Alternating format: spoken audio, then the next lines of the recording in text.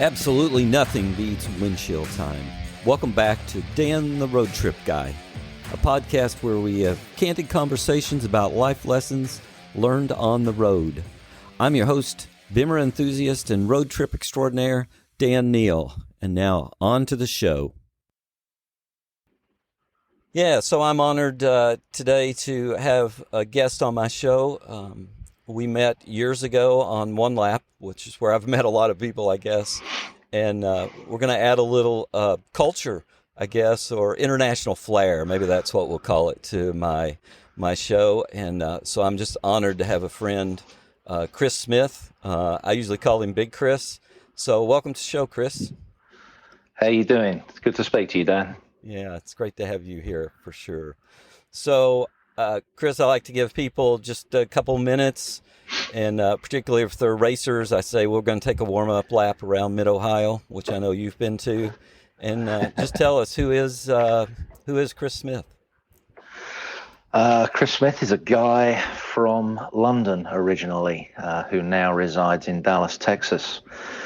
I'm a guy that had a construction company and sold that a few years ago and got into importing, exporting special interest vehicles, at that time mainly muscle cars, and then moving into the collector car market, which led into global shipping logistics for collectors, as they were upset they couldn't move their prized possessions without getting damaged, and I identified that and would help them.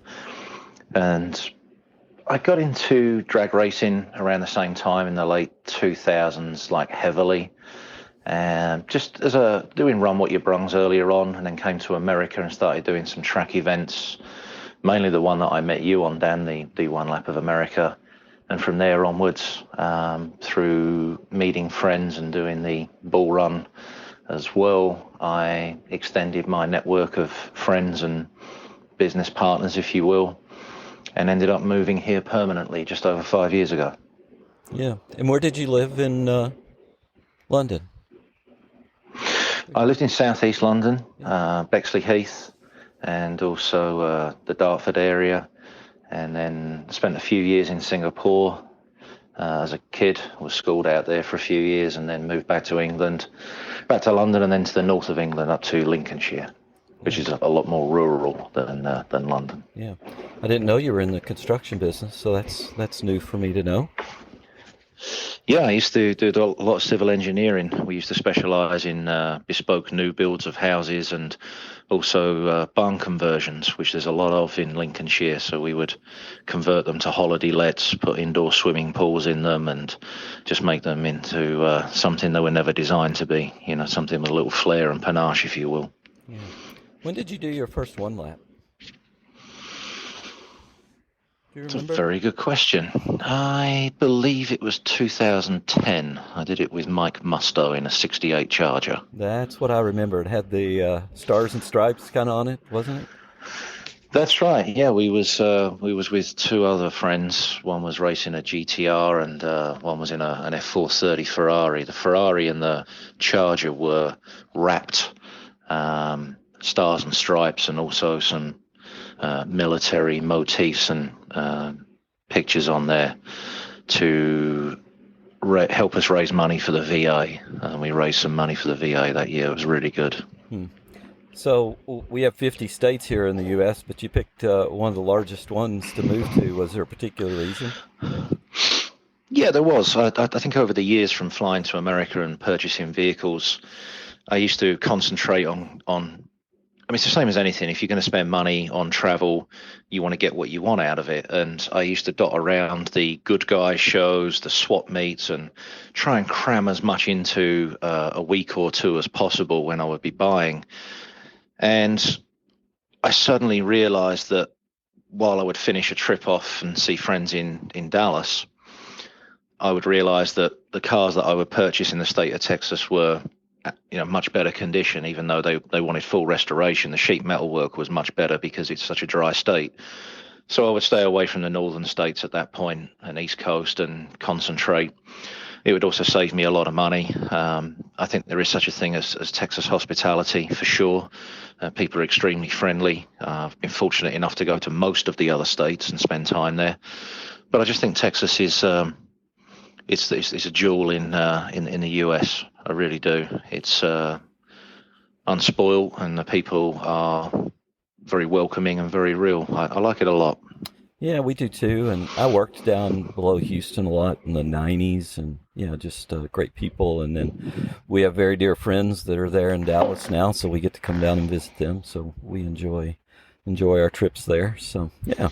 Very cool. So, wish we were driving down the road together. That was kind of the intention of this whole podcast when I started. I was going to do road trips with people, but that's not real practical when we're separated by miles. And I did try to do one while I was driving, and that wasn't a good idea either. So I'm sitting in a parking lot, and you're sitting in your home. So we'll jump into this. We'll pretend we're rocking down the road. I thought about rolling my window down because I am next to the highway, but I won't do that. But anyway, so we're talking about cars, road trips, and whatever else we want to talk about. But what was your first car?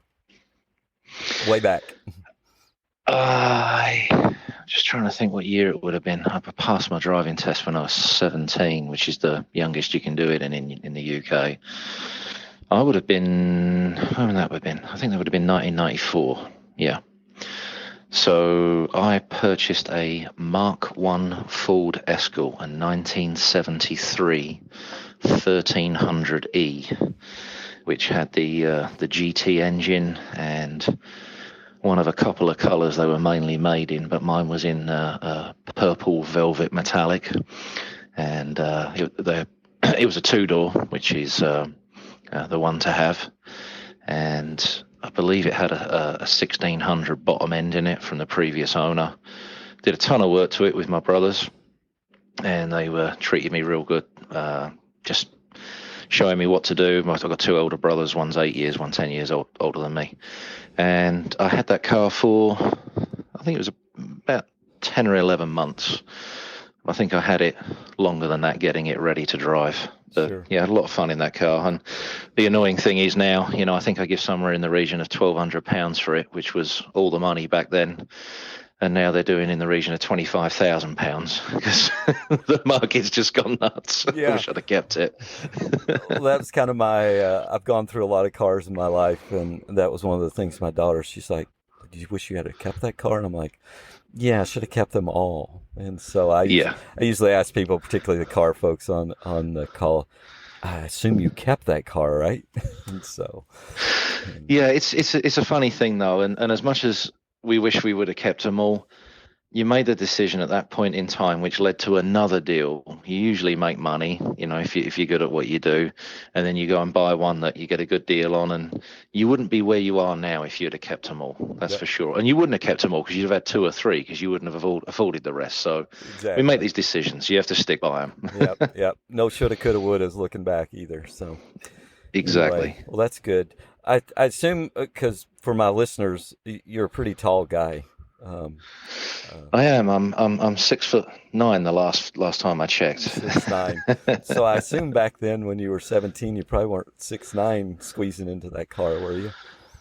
No, I think I was nearly there. 6'7", 6'8". wow. I was always a big lad. Yeah. I think when I was 12, I was 6'2". I was as tall as the headmaster at my school. I always enjoy standing by you on one lap. It's like, oh wow, he's really tall. So. Well, if you're gonna be word perfect on this, Dan, let's tell the listeners what really happens. You enjoy standing next to me on one lap when it's windy or the sun is in your eyes, because I will block it out and you get somewhere safe to stand. Of course, yeah, right, okay. Now we smart man. This. Now we have to tell them the truth. Yeah. So any epic road trips in your life that, and we'll skip one lap if you want, but any just road trips that you look back on and you go, wow, that was just a trip, and I would do that one again in a heartbeat. I think there's a bunch of what I call thunder runs, which I've made over the years, which involve questionable enthusiastic rates of driving around Europe, America, and other countries. But for me, the one that I would take again in a heartbeat would be one that I made around Europe with my good lady in 2015. Okay. And we took an F100, a 67, which had modern, or back then it was modern running gear. It had a 5.0 from an old police interceptor in it, AOD transmission. I did custom interior and USB power charging points, so we could have a laptop. You'd fold the glove box down and put your little notepad on there. Had air conditioning, and the contractors that you see that work on your house, they usually have those toolboxes that are lockable for their power tools, so they're kept safe. No one can steal them. And I grabbed one of those and bolted and welded it into the bed of the truck, so we had somewhere to put our bags and luggage securely. It had modern disc brakes all round, rack and pinion steering, and it just drove like a new vehicle, but it was all patina'd. It was great. Wow. And we left on a Friday night from the local pub after having some dinner, and we drove down to the south of England to the Channel Tunnel, or the Channel as we call it, and just kept driving through the night. And it was a big bench seat in there, so it gets real comfortable. And we drove to Montreux. I think we got there about 1:00 in the afternoon the next day. I was absolutely whipped, but it kind of put us in the area we wanted to be in, Switzerland, Austria, Italy, just as a good starting point. We drove basically the length of France to get there. And from there we went to Grindelwald, which is at the foot of the Eiger, the mountain. If you remember the old Clint Eastwood film, The Eiger Sanction. Sure. I think we spent about 2 or 3 days there, and then went off to Lake Como. From Lake Como to Lake Garda, then to Monaco, then to a vineyard, which was Chateauneuf du Pape, and then up through France with a few stops, twists and turns in between, and then back to Belgium to one of my favourite places, which is Bruges. And Bruges, for those of you listeners that haven't had the fortune to go yet, it's a must see. It's a medieval town, and you feel like you're on a movie set. And there's sort of horses, carriages, lots of stone buildings, cobbled streets, and the place is just filled with chocolatiers and bars, champagne. They have great Christmas markets there where you can drink mulled wine, the warm wine when it's snowing, and it's like being on a picture postcard. Very, very special place. And fortunately for us, it was it's located about 30 minutes from Zeebrugge, which is the ferry terminal, which goes back to either, I think it's Harwich, which is near London, or Hull, which is in the north of England, which was near our home at the time. So it's all a stone's throw. You can jump on the Autobahn if you want to do Germany. It's just a couple of hours out the way. It's all very close and interwebbed, if you will. So that trip was particularly special because we decided to book one hotel, and that was the one in Montreux. So we knew where we were staying when we got there, because we knew it would be a long leg. And after that, we used the laptop and a map book and just said, this is where we want to go next. And we would have those discussions over dinner and talk to people, locals, and say, where would you go tomorrow? And I think those road trips, Dan, are the best there are, because they're planned. It's kind of like going on a night out, the best nights out are the ones that are not planned, and I think that's very vindicative of a road trip as well in certain cases. And we just had the best time. I mean, we sat on the bank of Lake Como with the tailgate down, and I took a little gas burner with us, and we got some fresh bread from the bakery, and had some soup and some cheese, and just, it's a very European lifestyle, where it's very simplistic when you do that kind of stuff. And I just feel that takes a lot of stress away from what you do day to day, it kind of makes a road trip or a vacation, if you will. I'm very thankful for that one. I would go back and do that again in a heartbeat, without doubt. Well, that sounds fun. Yeah, I would agree. You know, Linda and I, my wife, we've been on many road trips, and in the midst of it, we'll be like, let's change this up. We're going to go here instead. And so we did that. And I don't think I Good. ever shared with you, 1979, I graduated from high school. I'd worked every year in the family grocery store, and I was like, I'm taking this summer off. And my brother was serving our country and was stationed in Nuremberg. So I spent 2 months with him there, and we traveled around quite a bit there. But one trip in particular came to your part of the world, and we drove over to the English Channel. Of course, then we had to come by ship, I guess, across the channel. Saw the Cliffs of Dover like very early in the morning. That was really cool. And then we went to the British Grand Prix and camped out. Wow. We actually camped out at Silverstone, real close. You've never told me that. No, what an amazing thing. It just came to me as we were sitting here and you were talking about that road trip. And that was just so much fun. We drove through the night and then came across the channel. I don't know what time it was, but yeah, that was a lot of fun. Well, do me a favor then. Tell me, add something to the story for me here, because I'm trying to think. What car would you have been in? What was you and your brother driving in '79? Well, that's a great question. And so my brother had the story goes. I thought and I'll share this with you because it's just a fun story. And he's 9 years older, kind of like your brothers. And so we didn't have a relationship really. He left home when he was 18, went to college, and then served our country. And of course, I was 9 years old, and I remember looking up to him. But I had told him when he left, and my bedroom walls were lined with cars and motorcycles and a few pictures of Farrah Fawcett or whoever the actress was at that time. As you do. Probably my mother didn't care for it. But anyway, she didn't care for any of the posters, to be honest with you. So there was not one bare spot on the wall.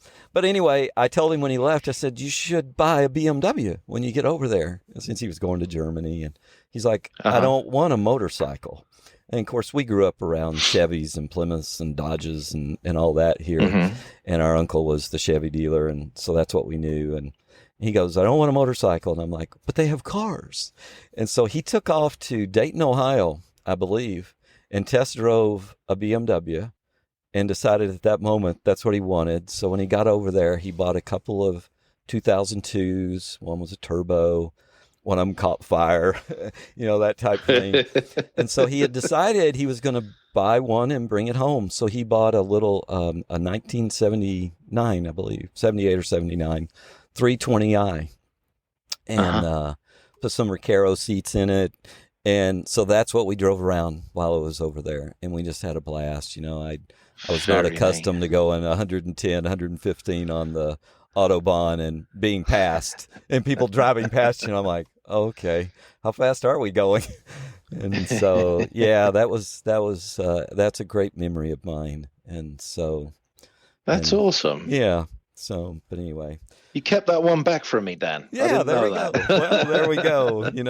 There it is. So, so tell me, you told a little bit about how you got in the car business, but what really drove you to do that? You were in construction, but what took you really to do that? Other than a love of cars, right?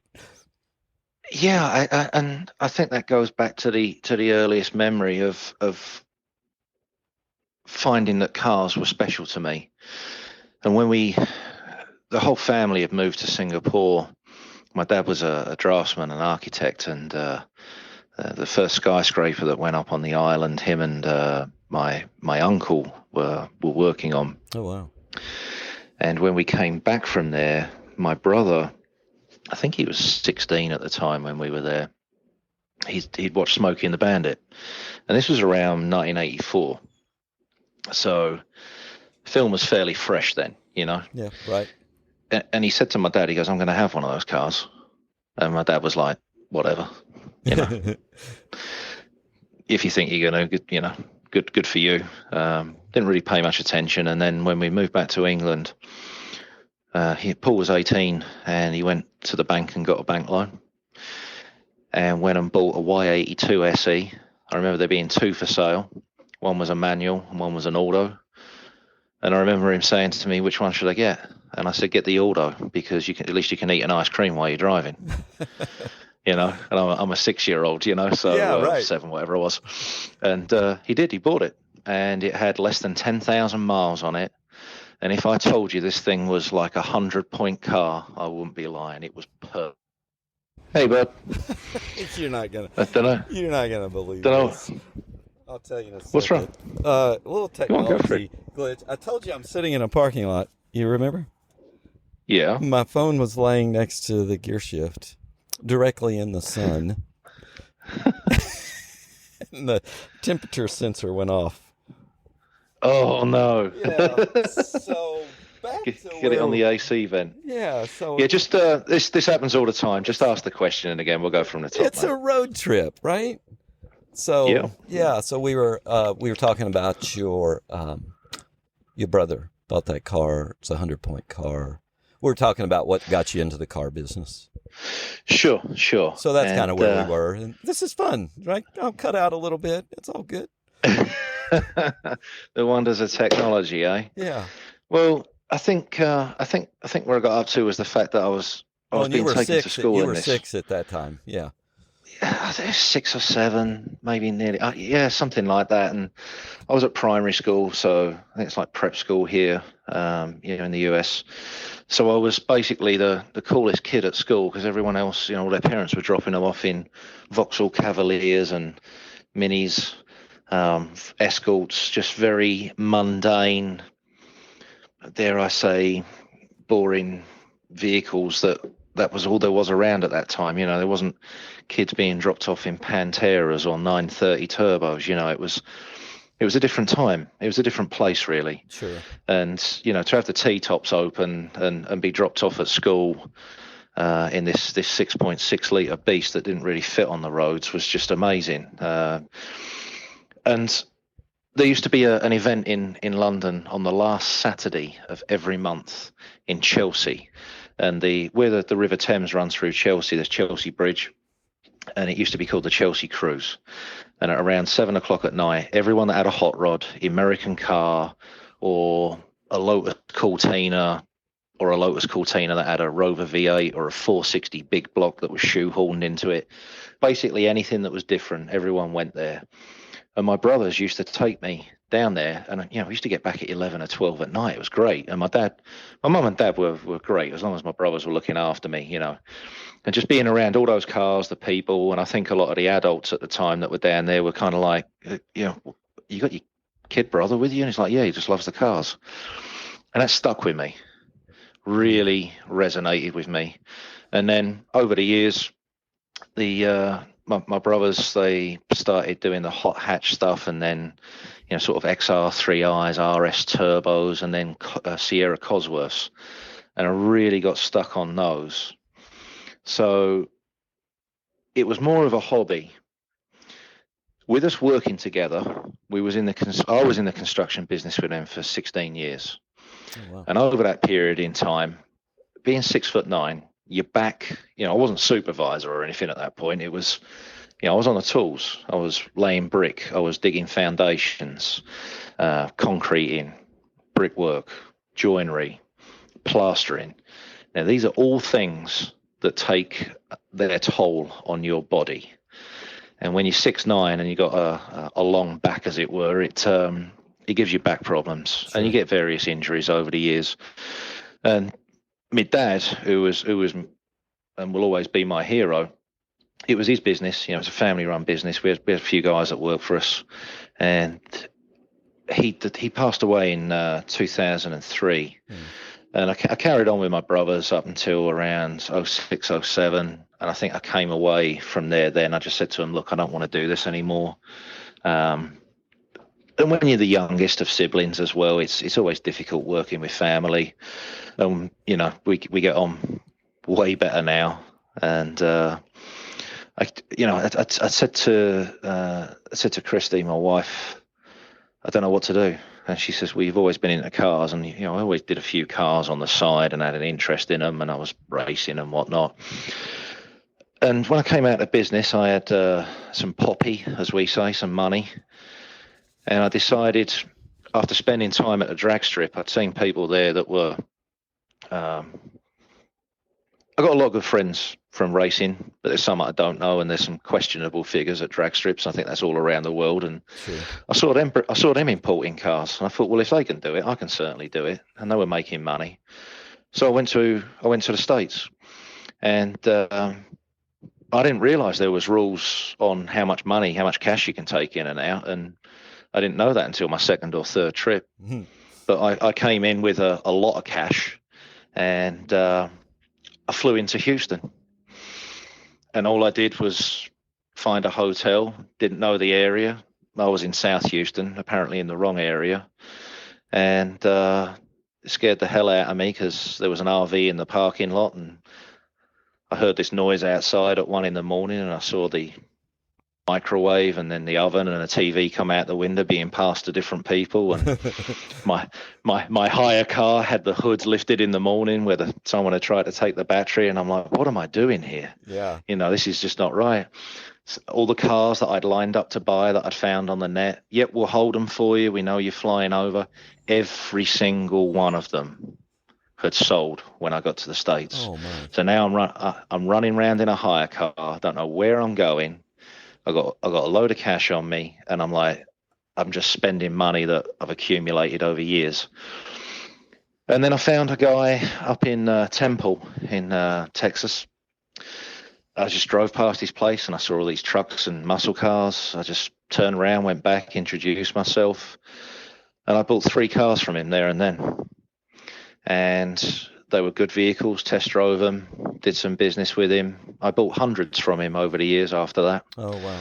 And on that trip, I came up to Dallas. I went to Arlington and then to Dallas and bought 4 more. And I filled 2 containers with 8 vehicles.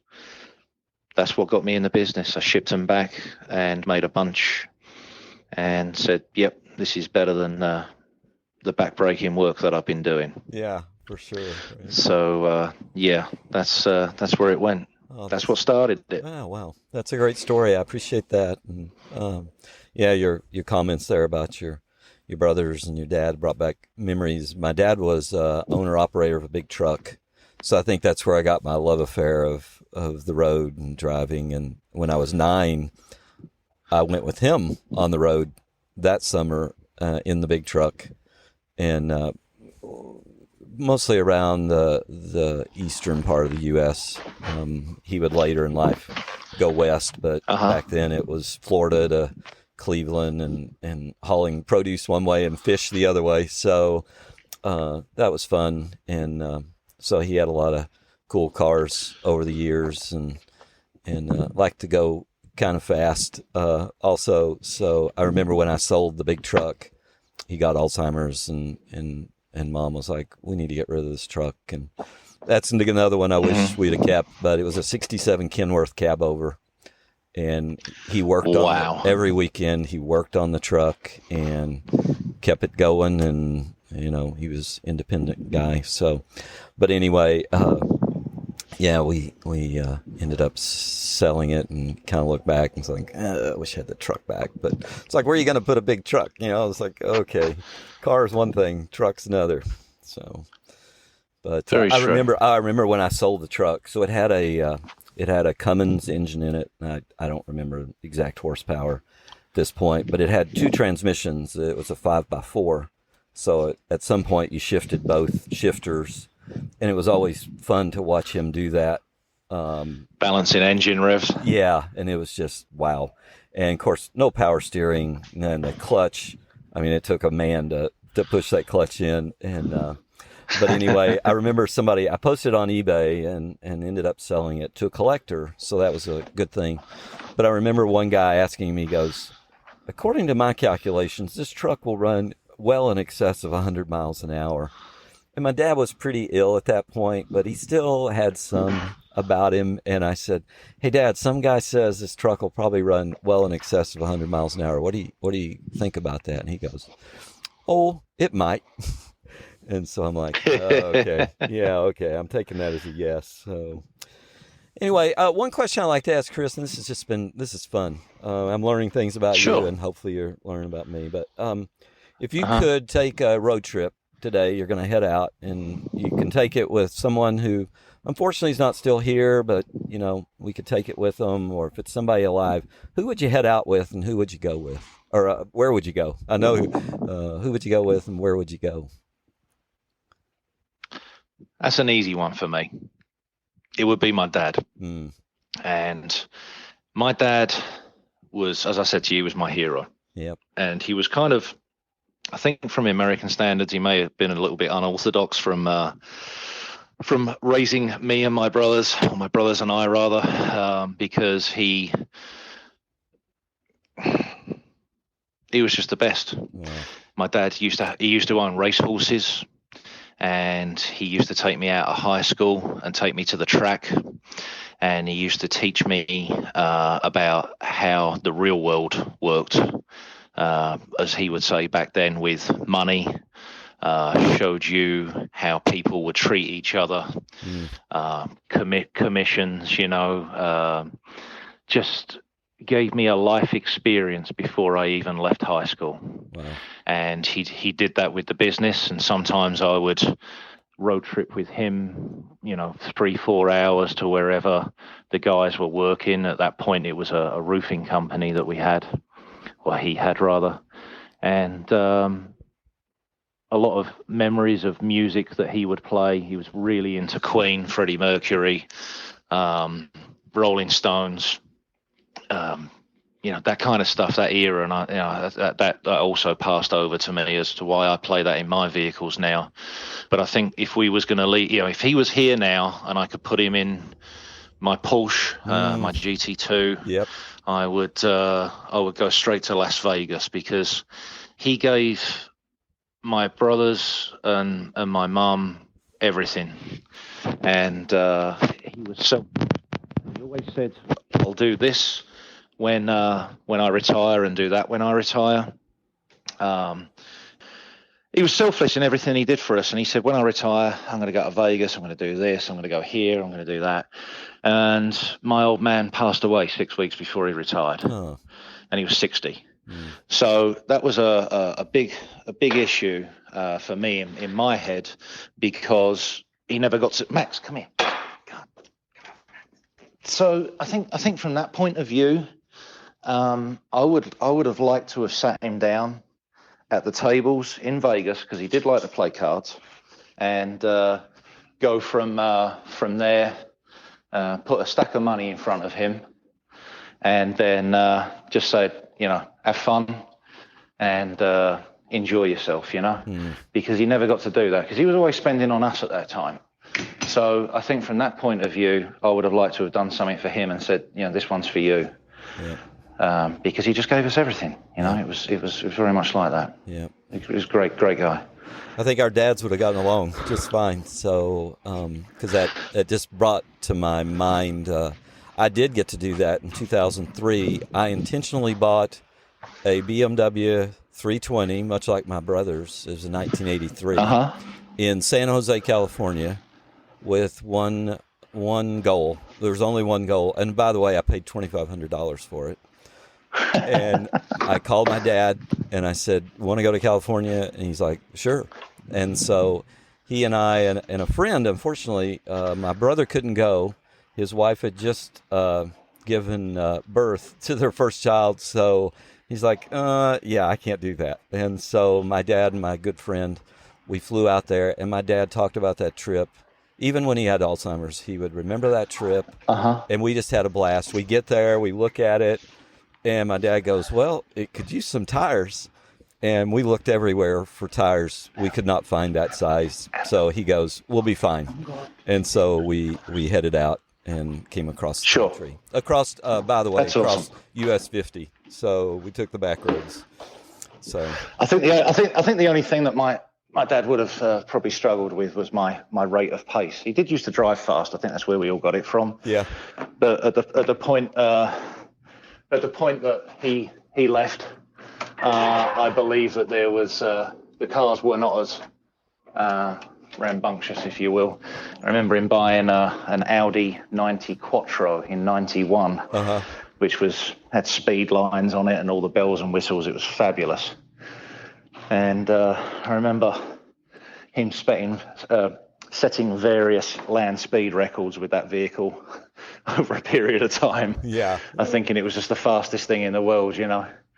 But yeah, he was great. A big influence on myself and my brothers, and got a lot to thank him for sure. Certainly wouldn't be where I am now without him. Yeah, good deal. One of your brothers lives in Texas, right now? Or no? Both live in Texas. Oh, okay. Both with their families, and also my mother. Oh, okay. Yeah, they live just south of Fort Worth. Got it. Okay. I met the one brother. So, yeah. Well, here's the funny thing for you, because these guys, I mean, my brothers are the best. They really are. And they decided to come out of the construction company, and now they build Mustangs, fastbacks, Eleanor recreations, full resto mods. Oh, wow. But sort of the build quality that you'd find at Aston Martin. They're perfectionists. Oh, so they cool. they do very well at that, and they enjoy doing it. And I think that's another thing with, you know, the construction industry. It takes its toll on you. Now they treat it like a hobby, but as much as they say that, oh, we work at our own pace or whatever, they still work 10, 12-hour days because they enjoy it. And that's something that I really like seeing. Yeah, cool. Hey, one more question for you. Anything on your bucket list? Top of the bucket list, got to do this before I leave this world. You got anything there? You've been a lot of places, obviously. Yes, I do. And I don't know if anyone else has ever done this, any of your listeners or you or friends or family, but when I was 18, I wrote a list of 10 things that I wanted to do before I left. And I've done them all now. Wow. And I'm super happy that I've done that. But the one that I kind of added as a caveat some time ago was to go to Peru. Yeah. I don't know if you're aware of what the Nazca lines are. They're like these stones that are set out in like their desert, if you will. And they're only visible from space, and they've been there for thousands of years. And no one can figure out what they're doing there. So I want to go to Peru. I want to see that. But what had entered my mind was to do something completely different from the fast car, track car scene, and maybe do one of those overland vehicles and actually do a road trip. Yeah. And it may be a little hairy getting down there in places, but that doesn't bother me. I kind of like the aggravation. I used to do nightclub security and things like that, so it doesn't really faze me. But I think something like that would be very cool. And I think the older you get, I used to think the older you get, the easier you used to take things. You know, you got a little bit of money behind you, or you wanted to just chill a little. That's totally the wrong attitude to have, I found out. You've got to keep pushing yourself and do something. A wise lady, a good friend of mine, Gisela Thompson, she said to me, do something once a week that scares you to make you feel alive. Wow. And this lady in question is super smart. And she said, if you do that, you will succeed in life and you will also enjoy it. Wow. And I'm actually passing that one to you, Dan, because I know you and you'll take that on board, but I want to know what those things are that scare you. Yeah, I'm going to work on that list. Yeah, for sure. Okay, I appreciate that. That's great. I love that. So I usually wrap these up with, and I really appreciate you, and I appreciate your time. And we went a little longer. We had a couple technical glitches, but yeah, I apologize about that. No, I had my own, so my phone seems to have cooled down now, so that's good. But so I usually ask people, hey, you want to plug something? You want to tell people how to find you, your business, your charity, or, whatever. I give free reign here for people to tell about whatever. Yeah, man. I mean, I'm not. I mean, there could be some gratuitous, exploits of do this, buy this, do that. It doesn't. If you want to follow me on Instagram, I'm under Big Car Chris. Hit my page, see some of the stuff I've done, follow, whatever. But I'm just a British guy living in Texas that loves racing and loves cars. I'm going to Pebble Beach next week. I leave on Tuesday. I'm going to be there for the week. Going to visit some good friends of mine, do some networking, and see what cars are knocking around, and see if I can put some deals together. So yeah, just follow me on Insta, and I'll be grateful for the follow. Yeah. Okay. But Dan, I want to thank you. You are, and you guys listening to this need to understand, Dan Neal is not just a guy who's hosting and has got this podcast. Dan Neal is one of the nicest, genuine people you will ever meet in your life. Always polite. Anything he says he's going to do, he does. And I always look forward to his stories. And I always call you Mr. Calm in my head because nothing seems to fluster you. And I always try and apply that to myself now. So just so you know. I appreciate that. I appreciate that a lot. And I appreciate always seeing you. And hopefully we're going to catch up in Dallas here soon. So we'll see.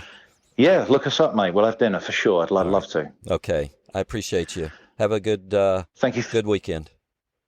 Thank you for your time, sir. It's been an honor. Thank you. Bye now. Bye-bye. I hope you enjoyed this episode of Dan the Road Trip Guy, and we look forward to having you back again next time. In the meantime, if you want to find me, you can find me on the internet at Danny, D-A-N-N-Y, Neal, Neal.com. Until we meet up again, keep having conversations and keep driving.